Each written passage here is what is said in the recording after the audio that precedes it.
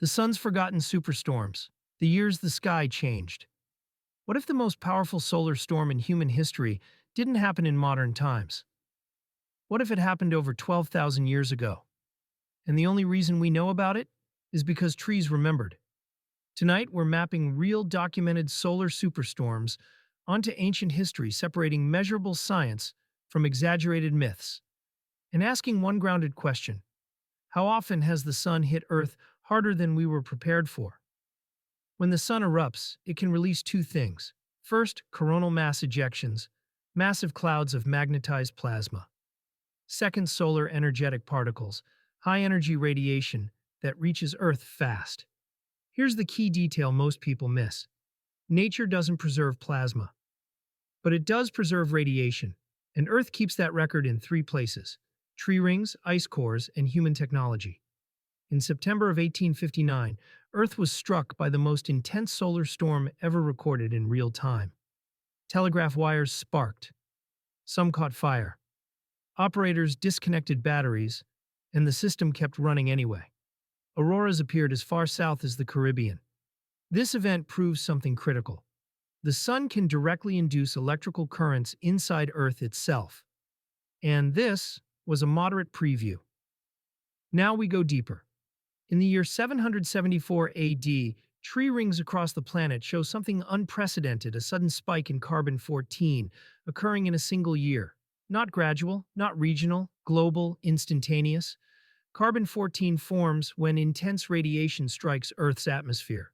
Ice cores from Greenland and Antarctica confirm the same signal using beryllium-10. This was not a meteor impact. It left no crater. It shows no volcanic signature. The best explanation, supported by multiple independent studies, is an extreme solar particle event, far stronger than anything observed in modern times. 2 centuries later, it happened again. Another sudden carbon-14 spike. Same global signature. Same solar explanation. Different century. Same sun. This tells us something uncomfortable. These events are rare but not unique. Ice cores push the record further back. Around 660 BC, Greenland ice shows evidence of another extreme solar radiation event. Even older spikes appear around 7,176 BC and 5,259 BC. Long before satellites. Long before power grids. Long before written science. The sun has done this before, and it will do it again. Here's where we stay honest. These solar events do not neatly line up with known civilization collapses. Major climate disruptions like the cooling after 536 AD or the droughts around 2200 BC are strongly linked to volcanic eruptions, not solar storms. There is no solid evidence that a solar event directly collapsed an empire. But that doesn't mean ancient people didn't notice a sky filled with red auroras, unusual day stars, electrical phenomena no culture had words for. The mistake isn't noticing the sky. The mistake is skipping the science. Here's the line. Exaggeration jumps straight to conclusions. Aliens. Lost technology. Instant global collapse. Science doesn't need mythology to be powerful. The truth is already astonishing.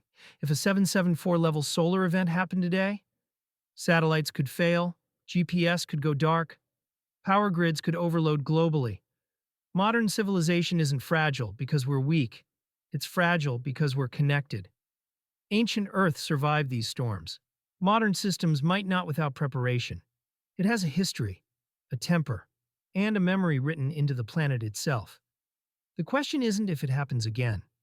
It's whether we'll recognize the warning signs when it does.